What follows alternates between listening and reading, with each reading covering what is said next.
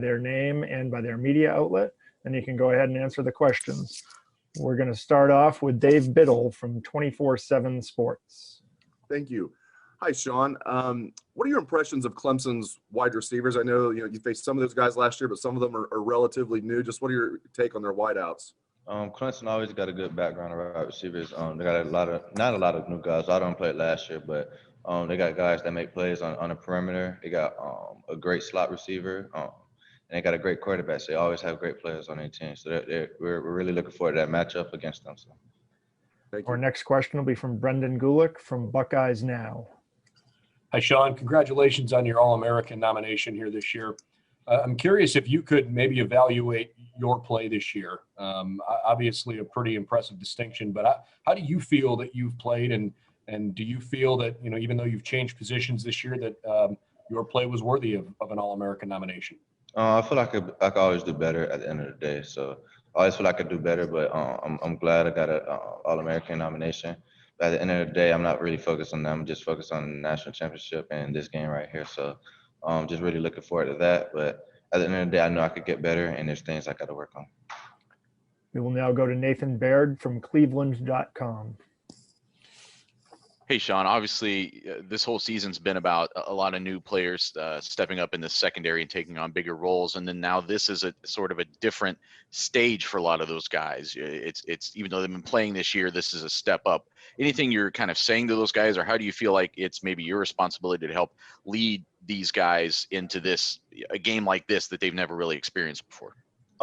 Really, a lot of them played last year in that semifinal game we played. They played in that nickel package. Josh Proctor and Marcus Hooker played in that nickel package last year with us. So they understand just the value of this game, and then a lot of them play special teams, so they understand, because special teams is very, very important in big games like this. So a lot of them understand just what this game is going to be like, and then everybody's been getting better each game and each week. So now we've been preparing. Now we're just really looking forward to this matchup and just get what we want. We'll now go to Tim May from Letterman Row. Sean, I'll ask the question. You only got to play. You didn't even get to play a full half last year. How much are you looking forward to this? How much does that still stick with you a little bit? What happened there? What did you learn from that incident? And like I said, how much are you looking forward to another shot at Clemson yourself? I'm really looking forward to it. I didn't get to play a full half last year, but at the end of the day, it's a team sport. It's not a me sport. So we ended up losing last year. So it's a new year, new team, new them, new us, and new place, same date. So really just looking forward to it, and just playing against them and getting to our goal. And the goal is to get a semifinal game. And now we're here. And then after that, we look for the future. So we'll now go to Dan Hope from 11 Warriors. Sean, I know that your decision to come back, getting to play in this game specifically, was a big part of that decision. Do you feel an additional pressure to really play at your best because of that? No pressure. At the end of the day, it's a team sport. It's not a me sport. So I'm just focused on my team and the things that we need to do to get better and to win this game. So it's really no pressure. Just staying as calm and just trying to keep on burning the fire until game day, and just really looking forward to the game. We will now go to Bill Rabinowitz from Columbus Dispatch. Hi, Sean. Obviously, you've gotten honored this year, and the defense's front seven has been praised pretty much. The secondary, though, is taking some criticism, and the one game that really featured a really good passer in Indiana, he threw for almost 500 yards. How ready do you guys feel you are as a secondary for this kind of challenge with Trevor Lawrence? Oh, yeah, we're going to be ready. At the end of the day, Indiana have a great quarterback, just like Trevor Lawrence is a great quarterback. They both put ball in the right spot, right time, and everything. So both teams have great receivers, and now we just got to keep on getting better, and we've been getting better over the weeks, and just getting ready for this game. At the end of the day, it's a national championship game. It's one of the two top teams in the nation playing against each other. So at the end of the day, their O-line and our D-line is going to be even. Their receivers and our secondary is going to be even. So it just comes down to the little things. Next question will be from Whitney Harding from NBC4. Hey, Sean, while you were sitting in that locker room last year and watching the game, what did you learn from that perspective of playing and then watching what happened that maybe you can take into this game this year? Really just the little things that really matter. Special team is going to be, I really feel like this game is going to be one of the special teams and just on the defensive side is tackling. But it's really the little things really matter. And those are the things that win the game. So. We'll now go to Clay Hall from WSYX. Sean, one last thing on last year in the targeting. Justin said he thought the momentum changed. And I'm not putting it on you, but that call changed momentum. And there was another big call, as you remember, in that game. But did that sway things? Did that in some way give Clemson an edge? Definitely. I feel like it gave Clemson an edge. It did change momentum. I'm not a selfish person, but it did change momentum at the time. But at the end of the day, it's not even just that one play that changed momentum. There's a lot of plays that we could have made that we shot ourselves in the foot to lose that game. So. Now go to Zachary Brazeler from New York Post. Sean, how would you kind of classify this rivalry that's kind of emerged between the two schools? You guys have obviously played twice in the playoff. There's been a little back and forth with the coaches somewhat. How would you it's clearly a rivalry, right? I mean, how would you kind of characterize it? Well, I characterize it as we never beat Clemson, so we have to be that team, and that's what we're trying to do. So in our history, our past history, we never beat them. So that's our goal, is to win this game and just go from there. Next up is Phil Harrison from Buckeyes Wire. Hey, Sean, it's kind of amazing how things worked out. I know you came back for another shot to, get to the college football playoff again, but also you get a chance to play Clemson yet again. Mm-hmm. So redemption's kind of right there based on last year. And I know the entire team that's kind of what they were looking forward to. Do you get a sense that in preparation for this game, do you get a sense that the team is a little bit more focused? Not that you don't focus for every game, but it's a little bit more focused, a little bit more added pressure in practices and things like that is leading up to this game? I agree. Everybody that's playing now has something to do with last year's game, so that everybody just have that taste in their mouth and they understand what's at stake. So everybody's just laser focused and just really worried about this game and then just trying to take it from there. But this game is very important to everybody, and we definitely want to win. So. We'll now go to Patrick Murphy from 24/7 Sports. Sean, in a normal year, I feel like we'd have a better sense of Seven and what he is as a player, but we've only seen him in 6 games. Not a lot of teams have thrown a ton on you guys. So paint the picture for me. What is Seven? How ready is he for this moment? What kind of player are we going to see on Friday? Oh yeah, Seven's gonna be just watch. He's gonna make some plays, and Seven is just a great player, very athletic. He's really different in his size. I mean, 200 pounds, being able to run like that, and very very strong. So he's very very different as a DB. But Seven, he's definitely gonna make plays, and he's just gonna do his thing. He's been laser focused, and I've been talking to him and just keeping his focus and just trying to help him out on different things. But Seven, you're gonna see Seven. He's gonna do some things. Next up is Stephen Means from Cleveland.com. Hey, Sean, you guys don't typically follow receivers around at Ohio State, but that's something to do at the NFL level, a level you're trying to get to, and your coach just came from the NFL. And kind of given the personnel, that wide receiver room, and your experience both inside and outside, has that been a conversation at all with you and Coach Combs? And is that something that you would be in favor of doing? No, it haven't been a conversation. So. Okay. We'll go to Austin Ward from Letterman Row for our final question. Sean, you guys had to scramble a little bit at safety 2 weeks ago, and Josh really kind of stepped up there. Where have you seen Proctor grow the most this year, and how impressed were you with what he gave you guys against Northwestern? From last year to this year's development of learning the game. I feel like Josh and Hook, just the development of learning the game and just getting better. At the end of the day, we all have, in that secondary room, we all have something to work on, and we've been working on it. So now we just got to showcase it in this game. But for Josh, he's an athlete. He can play all 5 positions, in my opinion. And that's just how it is. Thank you. Appreciate you taking the time today. We're going to I'll introduce media to you by their name and media outlet, and they'll be asking you some questions. We're going to start off with Bill Rabinowitz from Columbus Dispatch. Hi, Haskell. How are you?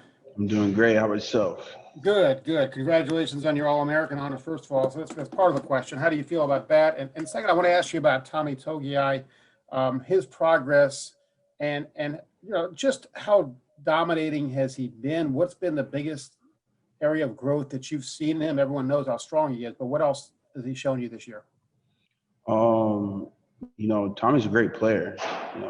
Just including like me, we played behind great players, and his growth is just his knowledge of the game, and just like you're not guessing on what's coming. He's in the film room, he's doing the extra work, writing stuff down, taking great notes, and paying attention in the meeting room and in the classroom and applying it on the field. So I think that's one of the greatest things that he's improved on this year, and just more reps and becoming that leader in the room. And Bill had asked, how do you feel about your All-American honor for yourself as well? I'm really honored. It's not just me out there. It's a group of guys, and it's not just only my honor, but it's theirs too. My success is their success, and we share our success. And so those guys are my success, and I'm really honored, but I'm more focused on this game and winning this game. Next question will be Spencer Holbrook from Letterman Row. Haskell, when you watch a guy like Travis Etienne on film and trying to stop the run game that you guys have been so successful with, what stands out about him and what makes him so difficult to bring down? His vision, his ability to see an open gap and hit it. His ability to run downhill, and he's a downhill runner. He's a very hard runner, and he's fast. And so we got a great challenge in front of us, and it's going to be a good game. Next up will be Tony Girderman from Buckeye Scoop. Well, given what happened to you earlier in the year, when you were just thinking about trying to get back to football, now you are named an All-American, and I realize you just wanted to talk about your team, but can you appreciate what you've done in the moment? Like, can you see yourself and appreciate what you've been able to do? I can, but like I said, I'm trying to stay in the moment. I can celebrate all the accolades and everything that I've accomplished myself after the season, but I'm more worried about this team that we're playing and the game we got coming up on Friday. Got it. We'll now go to Brendan Gulick from Buckeyes Now. Hi, Haskell. It's kind of funny how this whole thing has come full circle back to Clemson again, almost exactly 1 year later, considering all of the things the last 12 months that have gone counterintuitive. Is the fact that there really isn't a lot of time between the Big Ten championship and the college football playoff semifinal, the fact that it's much shorter than normal, do you think that helps you guys stay focused on, prepping for the game rather than thinking about the big picture and having such a long lead up and all the different things that come along with that? Yeah, it's a lot shorter time, quicker turnaround to a bowl game, but I think it'll help us. We're more focused on this game, and it's not a long period of waiting for the buildup, waiting and constant practicing. We're just getting on it and going now instead of usually having a whole month of preparation. It's now. It's like something you would handle in the regular season. So I like it, to be so honest with you. Next up is Dan Hope from 11 Warriors. Hey, Haskell, you weren't one of the players who was in the virtual senior day. Have you made a decision on whether you're going to be back at Ohio State next year? No, I haven't. I'm still debating that, and that's, again, something that I have to go over with myself and my family after the season. I'm just trying to stay in the moment and stay focused so I can contribute as much as I can to the team. We'll now go to Tim May from Letterman Row. Haskell, there's no question. One of the plays that got Clemson back into that game last year was Trevor Lawrence right up the middle and then swerving out left and scoring on a touchdown. How much is that on y'all's mind from the standpoint of his ability to run, and how much would that kind of play into you guys having to be a little bit cautious coming through A and B gaps to make sure you don't overrun him, if you follow my drift? You know, we just got to play our game. All season, we've, you know, really stopped the run, and we've prided ourselves on it. And I feel that, you know, if we just play our game and play to our abilities and make sure we all do our jobs, stuff like that won't happen. We'll go to Patrick Murphy from 24/7 Sports. Haskell, I know you just said you hadn't made your mind up about coming back or not, but the chance to play a major role as a senior in a college football playoff game with potentially going on to compete for a national championship, what would that mean for you, you know, taking into account everything that's happened, your 4 years here, all that? What would that mean to you to get through this game and play for a national title? It would mean a lot. I feel like every kid as they're growing up is to play in a national title, let alone go to college at a D1 school. So I think for me, it'll be a blessing and an honor, and everything that I dreamed about as a kid and worked for leading up to this point, it would mean the world to me. Next up is Whitney Harding from NBC4. Hey, Haskell, I know we talked already about Trevor Lawrence's ability to run. At the same time, how important is it to get pressure on him while balancing that possibility he can take off? How big a good challenge is that for you guys? It's going to be a big challenge, especially, you know, he's a dynamic quarterback. Usually dudes who are that tall and that big, they don't really run, but like we know, the game is changing.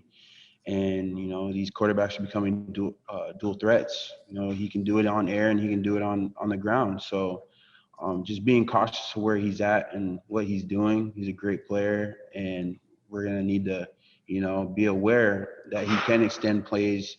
And if a play is broken down and there's good coverage, he's going to want to do it on his feet. And so we just got to be aware and be cautious of where he's at all times. We'll now go to Sean Dunigan from WBNS.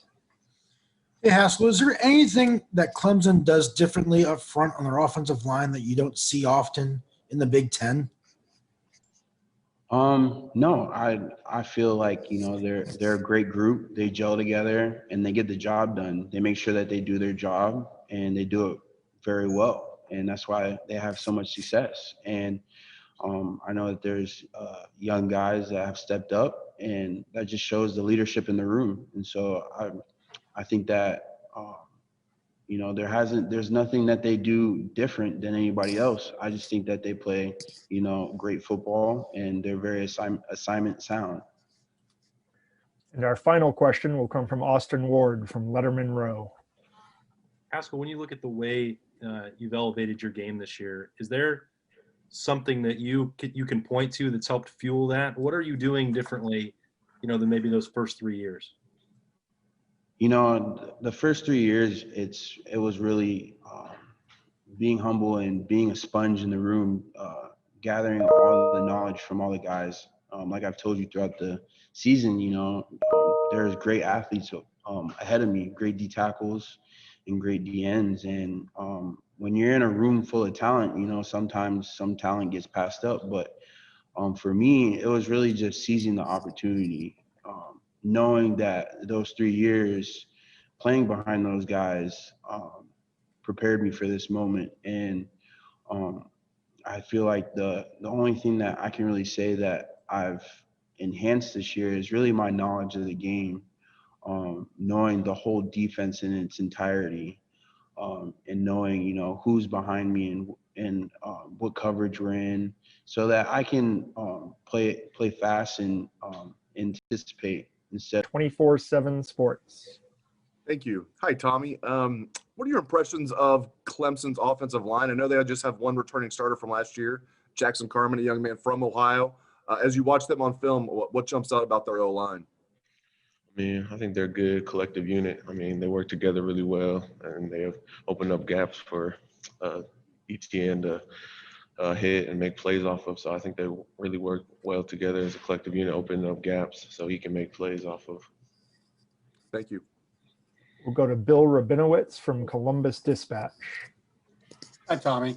Ever since you got here, everyone's always talked about your strength. I want to ask you, what is different about you this year other than just your raw strength, that's enabled you to have that kind of breakthrough that you've had?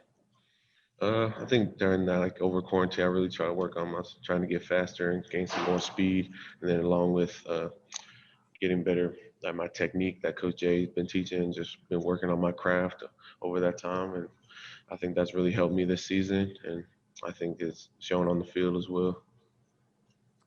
Next, we'll go to Rod Walker from the New Orleans Advocate. Hey, Tommy, how much of an influence did Taysom Hill have on you since you went to the same high school with him? And the second part of the question is, how does a guy from Idaho end up at Ohio State?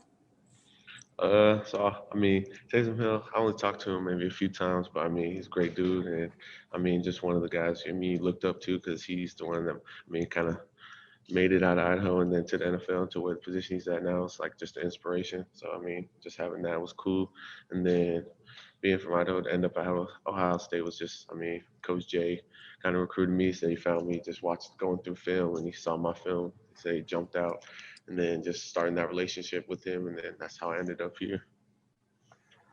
Next, we'll go to Brendan Gulick from Buckeyes Now. Hey, Tommy, can you talk about the challenge of going against a quarterback that certainly is not a run-first quarterback, but if you break contain on a pass rush, he's shown an ability to really hurt you. What are the challenges unique to trying to defend against a guy like that? Yeah, I mean, he's a dynamic player. I mean, he's faster than he seems, and he can really throw the ball really well. So, I mean, we just have to be cautious of our rush lanes and really try to contain him as much as we can. So just kind of control our rush lanes and be cautious of where he's going to step up to or where he's going to try to flush out to. We'll now go to Tim May from Letterman Row. I mean, it seems like you and Haskell especially, I know you're going to name every other defensive tackle when I ask this question, but it seems like you two guys especially have enjoyed playing with each other this year as this season has progressed side by side. Just what have you seen, especially out of him, that's just blossomed this year from your vantage point? I mean, I think his leadership and then his just like love for the game has really grown this year. I mean, I know we both had a little wait for our playing time to kind of get there for this year. And I think we just kind of both blossomed into this year, kind of enjoying like seeing each other make plays and stuff. And as long as everybody else on the D-line as well, like seeing just all of us as a unit just trying to make plays and play for one another has been really big this year. Next, we'll go to Tony Girderman from Buckeye Scoop. Tommy, Haskell wasn't too interested in talking about himself, so I'll ask you to do it. Given everything he's been through this year and getting that All-American nod, what have you thought about just the entire journey that he's made this year? I mean, it's just amazing to see what he's gone through, especially just this year, like, and past years, like not having maybe the playing time he wanted to in his first couple of years, but then this year, like all the adversity that he's faced to what he's doing now has just been amazing to watch. And like, I'm so happy that I get to play with him and so happy for what he's accomplished. And I mean, it's just huge. I'm just really happy for him. We'll go to Dan Hope from 11 Warriors. Hey, Tommy, what do you think has been the key to your guys' running game success, and what do you think you have to do to continue that success against Clemson's running offense? I mean, I think everyone just got to do their job. I mean, as long as everyone does their job, I think we've done a pretty good job so far this year against the run. So, I mean, as long as we just got to keep doing what we're supposed to do, and that will show on the field. We have time for one more question for Tommy, if there is one. And we will go to Clay Hall from WSYX. Hey, Tommy, I apologize. I've been in and out. How important is it, or can you get pressure on Trevor Lawrence? How important is it to affect him in some way? Man, I think it's going to be big if we can, as a D-line, get some pressure when it's going to be passes, especially like when we know it's going to be a pass. So I think our biggest thing is just going to be able to contain him in the pocket and then, just like you said, apply the pressure. And I think that'll help us a long way. Good afternoon, Pete. Thank you very much for joining us today. Yep, of course. I'm going to introduce the media by their name and media outlet, and they'll give you the questions. We're going to start off with Stephen Means from Cleveland.com. Hey Pete, now that you've moved to will linebacker, when you watch Travis Etienne on film and what you know from last season, is he more dangerous to a defense as a pass catcher out of the backfield or as a runner between the tackles? Yeah, the thing to mention about him is he's so versatile with ways he can attack you on defense, and he can run the ball very well. And it's shown when defenses have gotten lazy and gotten out of their gaps, and he'll expose them, and as well as he can catch the ball on a screen and go a long way. So he's very versatile, and he can beat defenses whether he's running the ball or passing the ball. They're both threats, and obviously very important working in both. We'll now go to Austin Ward from Letterman Row. How much carryover is there from playing them last year, and then obviously you'd watch that film, but how much do you use that, or is it just that you've maybe had experience playing against some of the, Lawrence and Etienne, and just know their personnel maybe a little bit? Yeah. Obviously, we're going to look at that last game for tips and keys, and but we still got that feeling in the back of our mind. We still know what's ahead of us. We got that. We've been there before. Is what we can say. It's different about this year. So we're going to attack it like we've been here before, and see how it plays out. We'll go to Brendan Gulick from Buckeyes Now. Hey, Pete, I know it's kind of come full circle here, almost exactly 1 year later to the day that you guys are playing Clemson again. But the last 12 months have obviously been unlike anything that certainly any of us have expected. How much reflection do you even consider during a time like this? And it might sound like a strange question, but are you able to have fun? Are you able to enjoy this because of this crazy roller coaster of emotions you guys have been on throughout the course of the year? Yeah, so it's been a long journey, and as it's nearing the end, you got to appreciate what you've been through, and then now we're heading to that last stretch. Yeah, you just got to appreciate what you've been through. Having fun. When you win games, you have fun, and times like this, with COVID going around, you can't really have any external things other than just heading to the facility, playing football, doing what you love. But there's not much. There's not much that anybody can do. So you got to appreciate what you have, reflect on how far you've made it. You talk about the meetings through Zoom, everything like that, to now competing in a playoff. You just got to be very thankful about that and then move ahead. Next will be Dan Hope from 11 Warriors. Pete, you guys have only played 2 games since you guys struggled against Indiana on defense. How confident are you that you guys are better now going into this game than you were then? We've had a lot to practice on. We've seen our issues on film, and we've worked well with that. We've just been working great as a team defense, and the chemistry that is being built over time is really showing. I just can't wait to show the nation, show everybody that it has paid off, that we've bounced back from the issues that have come up on film. Next will be Bill Rabinowitz from Columbus Dispatch. Hi, Pete. You have a pretty good view of what Tommy Togiai has done this year. From your perspective, what has been his biggest area of improvement, and what has he meant to your defense? Yeah, not just Tommy, but Haskell. Those guys in the middle, they're fighters. They're guys that have spent so much in the offseason gaining strength, speed, knowledge of the game. And one of the biggest things I think of is confidence. He's understanding his role on the defense and how big it is. And him stepping up to the plate and doing what he's been doing is not – I mean, that's what you ask for a 3 tech, for 1 tech on Ohio State's defense. But he's really stepped to the plate, and it shows from his confidence on the field. He's one of the smartest guys on their defense, and it really shows, as well as being very athletic in that interior spot. Next will be Tim May from Letterman Row. Yeah, Pete, indulge me here. How difficult is it when you're playing against a quarterback like Trevor Lawrence to, when he does make a sort of a move, to not rush to the scene of the fire, but to stay, as the old saying goes, to stay sound, to stay in your gap responsibility, et cetera, because I would think there's an eagerness for everyone to make sure he doesn't make that big difference in the game, you know, I mean, on Friday night. But how difficult does a guy like that make it? And because obviously he can make a cut and go the distance, as you guys found out last year.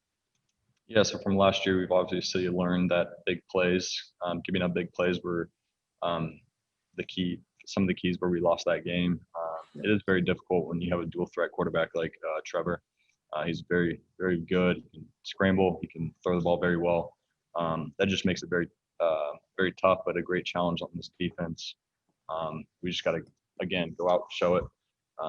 But I credit the kid. He can do a lot of things, but we just got to stay focused, disciplined as a defense, and not be overly aggressive, I guess. Next is Dave Biddle from 24/7 Sports. Thank you.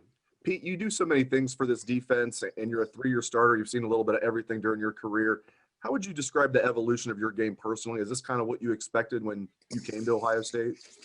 No, I had no idea what I was going to expect. I feel like that's the same for a lot of guys that come in here. You just try to find that role, and then once you get into that role, you just kind of move on from there. I feel like evolution coming in as a special teams guy, and then working my way up to a starter, and then being one of those starters that can really lead the defense and be one of those leaders of the team that other guys on the field can count on.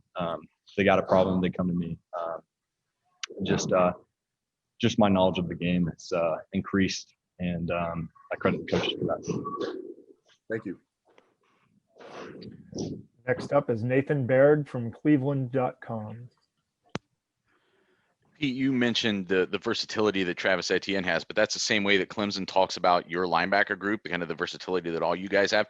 Is this sort of the matchup that you guys have been sort of building towards since last year? Like you moving over, Barron moving over, was it to kind of set up for to face off against an athlete like Etienne? I mean, maybe. I don't know. It wasn't my decision. It was the coach's decision, and I kind of just did what they told me to do. This might be their plan, I guess. But then we're going to see. I think our versatility matches up with their versatility. I think it's going to be a great matchup. Just looking forward to it. We'll now go to Joey Kaufman from the Columbus Dispatch. Pete, what has Ryan Day been like throughout this whole season as a leadership perspective for you guys, going back from August to the restart in September to the restart, stop, cancellation of the last month? How has he been like as a coach, kind of leading you out through a season like this? Yeah, he's been for the players first. We talk about so many obstacles getting in our way. Adversity is what he's challenging us with. He's just a guy that is always going to be there for you. He asks the players consistently what he needs of them and what we can do for him. He's just a guy that you want to be next to. You want to be surrounded by his leadership through times like this, and to be able to make it to a playoff, credit him and his leadership. Our final question will come from Patrick Murphy with 24/7 Sports. Pete, to piggyback off of Nathan's question about your guys' versatility, with the way you've moved around this year, what do you expect your game to be like in comparison to what it was last year? How do you expect it to be different in terms of where you will be and what you'll be matching up with? Yeah, without going into any scheme, we're going to have to see when the game comes how matchups look. But obviously it's going to be a little bit different considering I'm a different position. But yeah, can't go into any scheme like that. But yeah, matchups will look a little different. We're going to start with Dan Hope from 11 Warriors. Jonathan, this is your third time being in a game now of Ohio State playing Clemson. Just how much more incentive does that give for you to just want to finally get over this hump? It means a lot, obviously, prepare for this. Whenever you go into the college football playoffs, obviously my freshman year, didn't really see the field too much, and obviously last year I was out and I couldn't play in this game. So I feel like just for me personally, being able to have an impact like I do on the team and being healthy means the most. Next up is Bill Rabinowitz from Columbus Dispatch. Hi, Jonathan. Obviously, there have been so many ups and downs this year.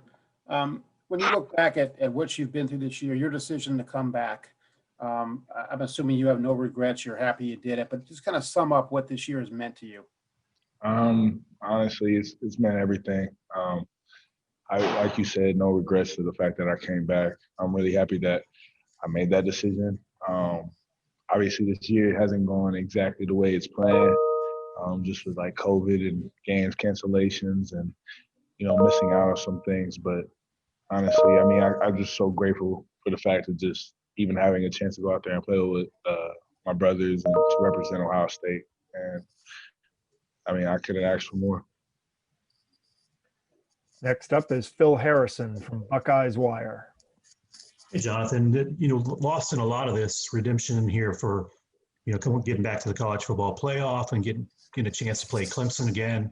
This is Ryan Day's only loss, the one loss against Clemson last year. And we all have seen how intense he can be at times. You get a sense that this week means a little bit more to him based on how things ended last year and based on some of the back and forth in the media with some of the coaches and things?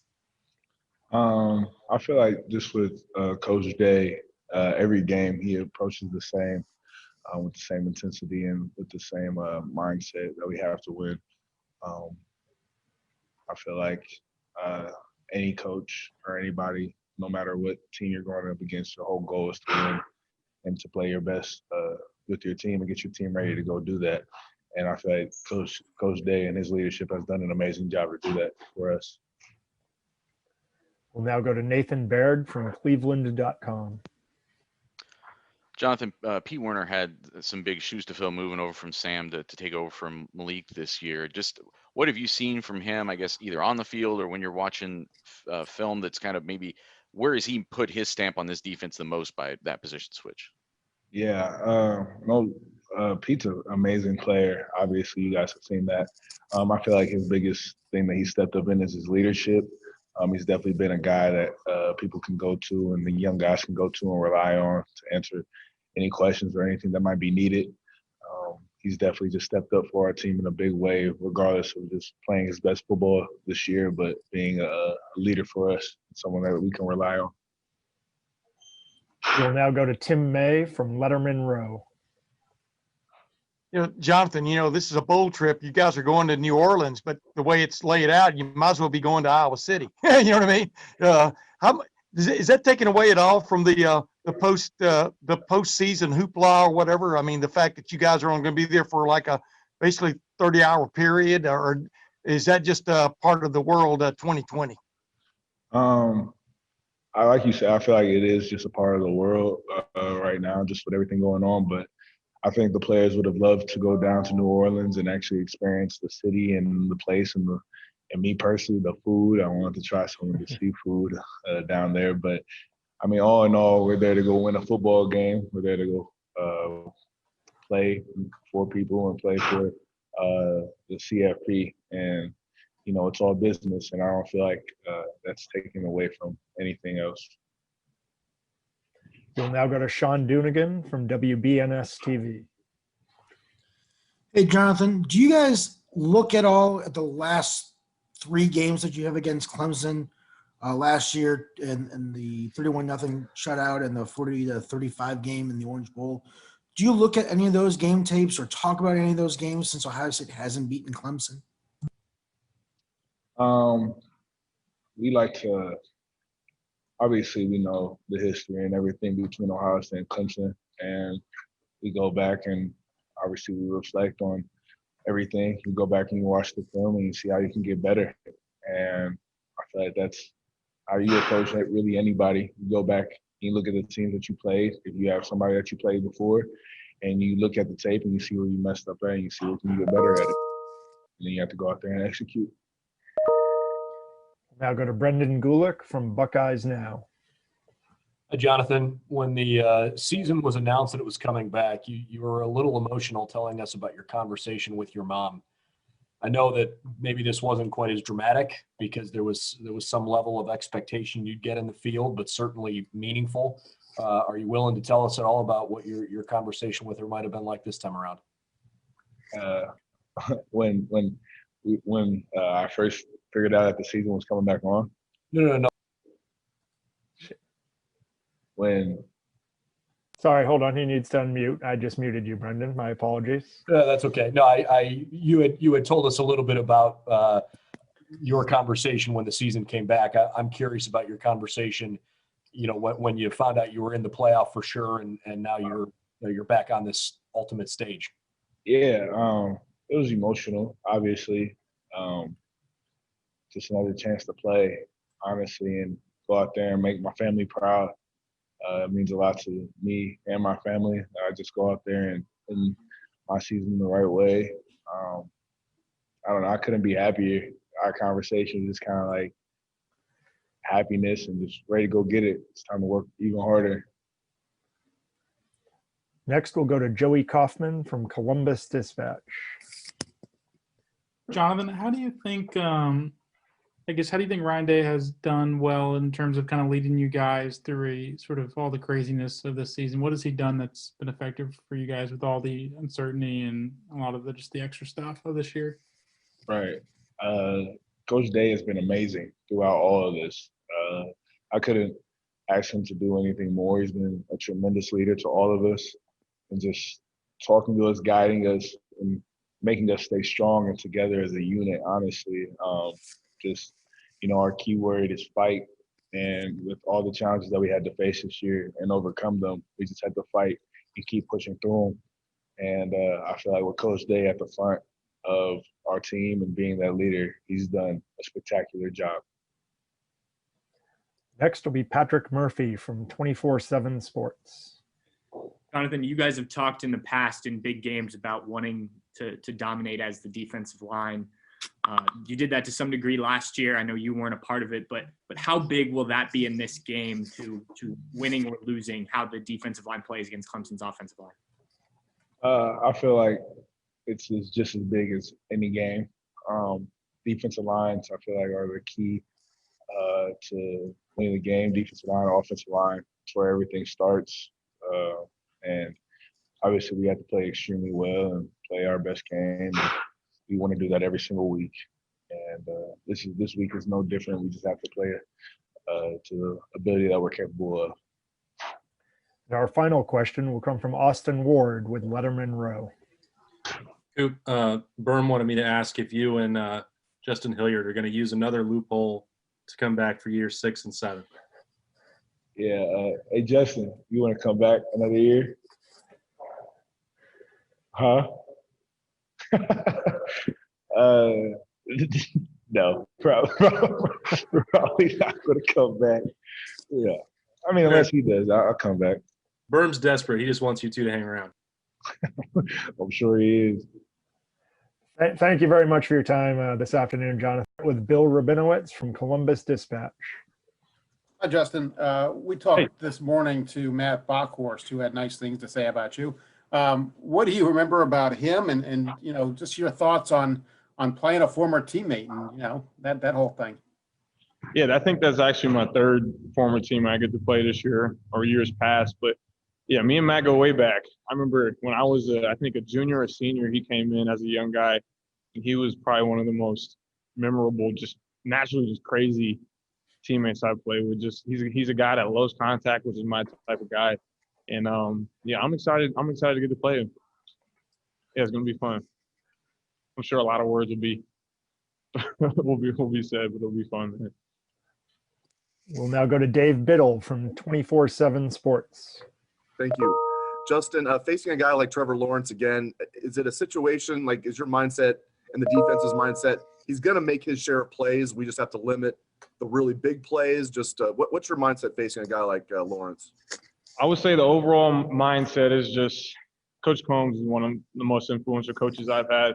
He has a saying, the team that wins usually is the team that runs to the ball the hardest and hits the hardest. So, I mean, that's going to be our motto the whole game, is if we get 11 guys running to the ball every single play and 11 guys trying to make contact and create plays when they get to the ball, then I think we'll be all right. Thank you. Next will be Dan Hope from 11 Warriors. Hey, Justin, this is, the third time you've been on the team for a game against Clemson. And, Jonathan was talking about, him finally getting to play a big role in this game. Do you kind of feel the same way about, you get to play Clemson and this time you finally get to really be a big part of it? Yeah, I would say it's a little different this year just because me and John both have bigger roles. We got to step up as leaders this year.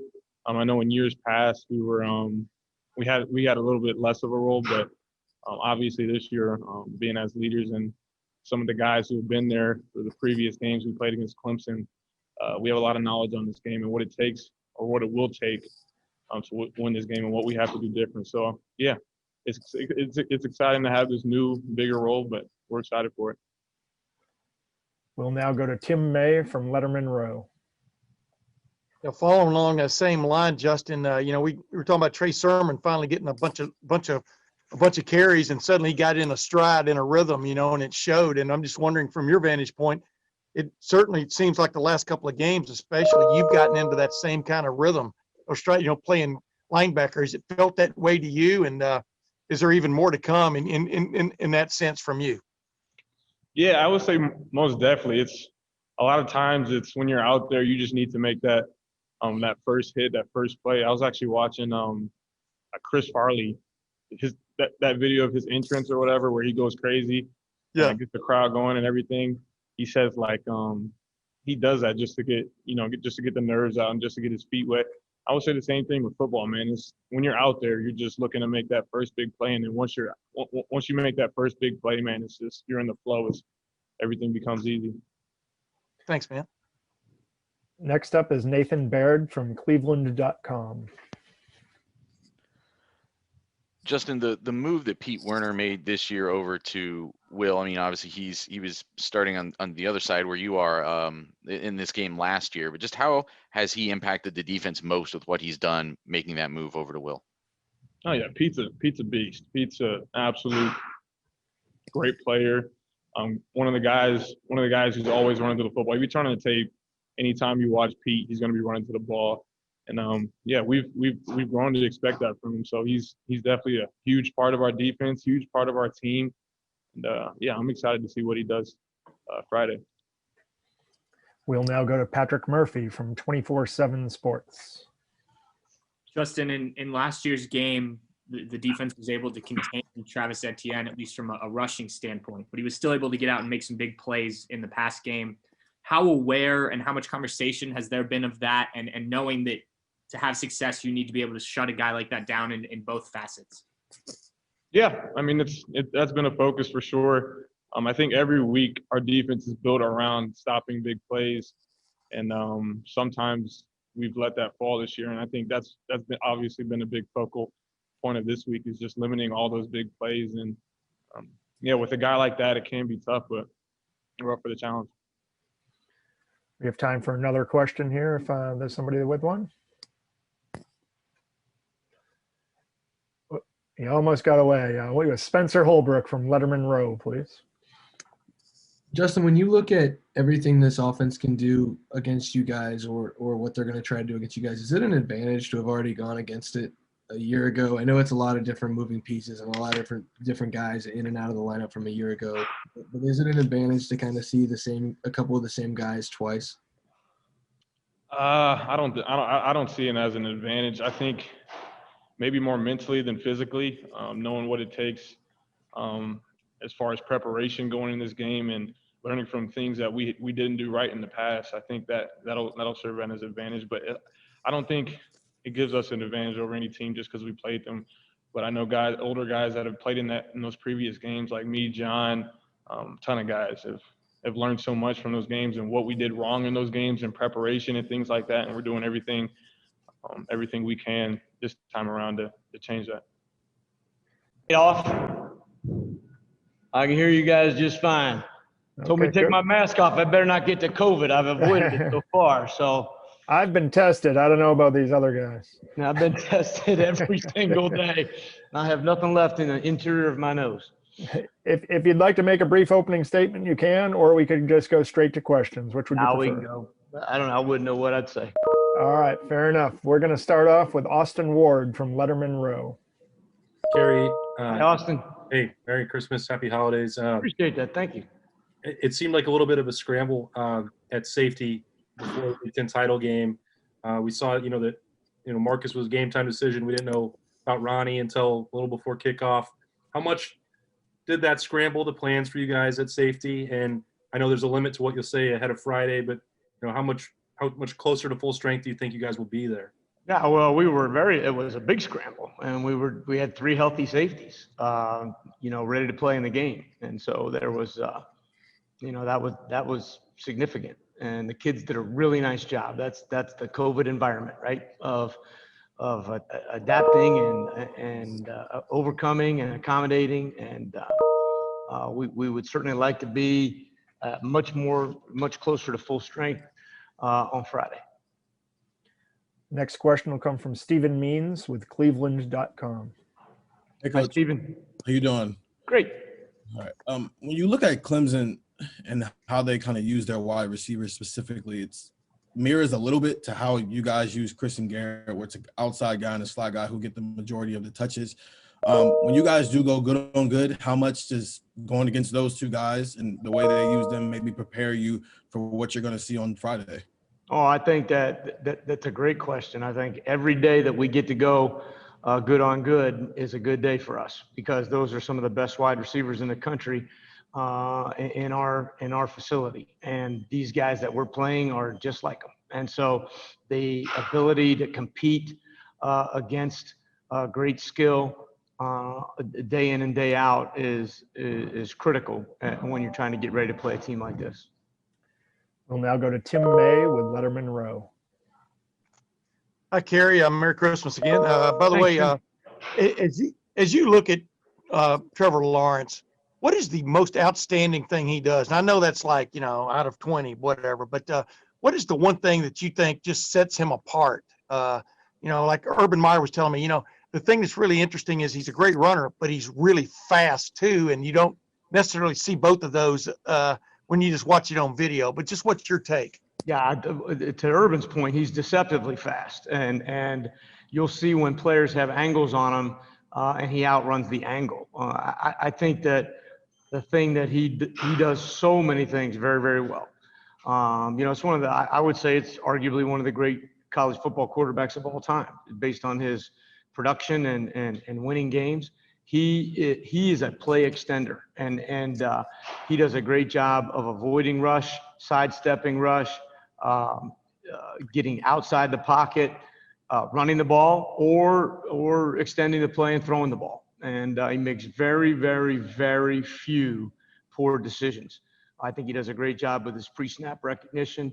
He's got a plan in mind when he catches the snap, but when the plan is altered, he does a great job of adapting to that. Next will be Bill Landis with The Athletic. Hi, Bill. Hey, Kerry, how are you? Great, thanks.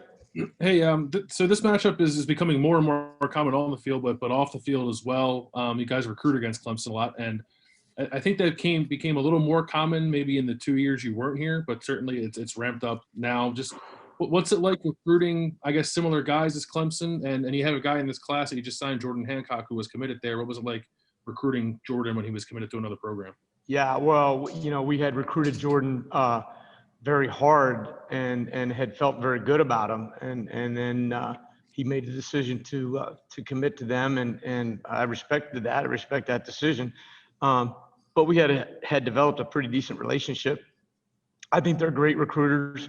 I think they do a phenomenal job when they have kids on their campus. That's always a battle, and you know that when kids are going there to visit. I do think we both identify the same players from the same parts of the country, and so you're going to battle when you go to recruit against the best teams in the country, and they're good at what they do.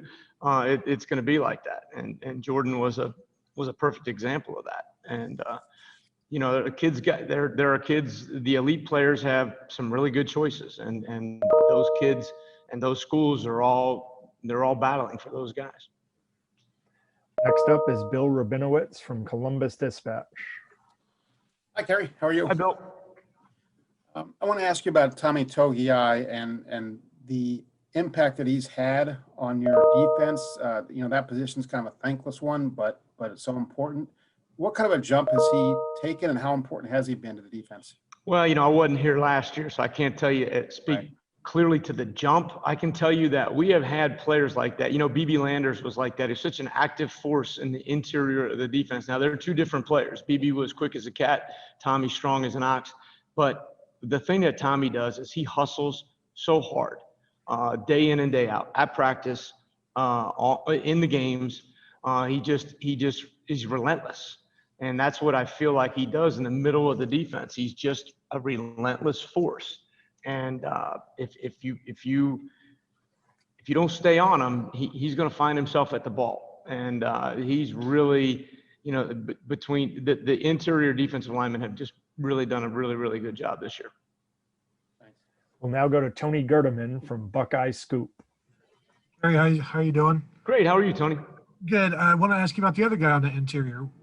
Have you ever seen anything like what Haskell Garrett has been through this year, and what's it been like for you to watch it as a coach? Yeah, not in my experience. You know, I wish, and I'm glad, to be honest with you. I hope I never see it again. But for somebody to be where he was in August to where he is in December is a miracle. And I've said that before, and I believe it. And it just continues to be reproven every time he takes the field. He's very serious about what he does. I think he feels like, and he'd have to tell you, but I think he feels like he's got a new lease on life. I can tell you that my interactions with him became more positive, more upbeat, happier, more hugging, more of all those kind of things. And so for whatever it is that caused that or sparked that in him, I mean, he is playing really, really well, really hard, you know, and he was a good technician. And Larry does such a great job with those guys, but he's eating it up, you know, and he just wants to be great. And I just love being around him. We'll now go to Steve Hellwagon from Bucknuts. Hey, Coach. Hi, Steve. Congratulations on the success this season. Thanks. And get there. My question, I don't know how much you've gone back and watched the tape of this game. You weren't there, obviously, a year ago. But Ohio State did a great job of containing ATN, running the football, and a really good job with Lawrence and his wide receivers and tight ends. Where they beat Ohio State was the quarterback run and the screen game to ATN. 3 touchdowns, long touchdowns out of those plays. I know it's all part of everything, and you got to stop everything, but how do you stop all 4 of those things in a game like this? And how aware do your guys have to be about all the different ways they can attack you? Yeah, it's a great question. I don't think anybody stops them. I think you want to try to slow them down. You want to try to contain them. You want to try to eliminate those big plays. They do it to everybody.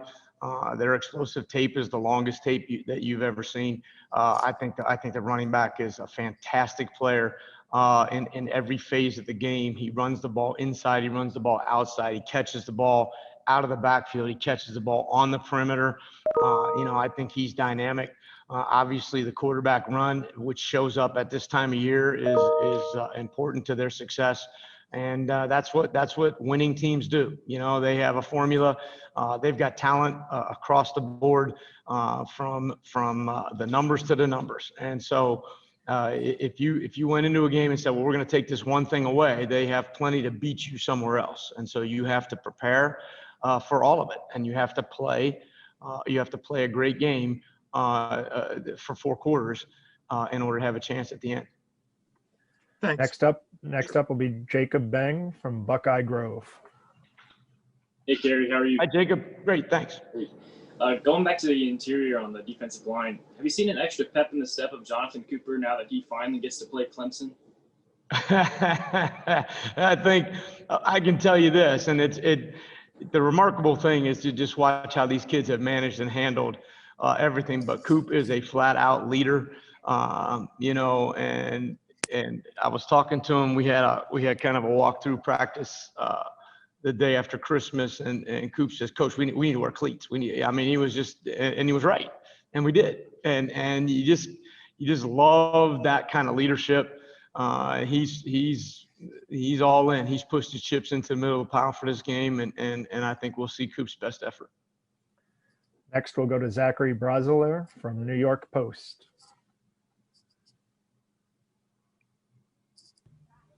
Coach, with Sean, we all know Sean was could only play a half last year. I know you weren't, there last year, but could you just sense how motivated he is for this game?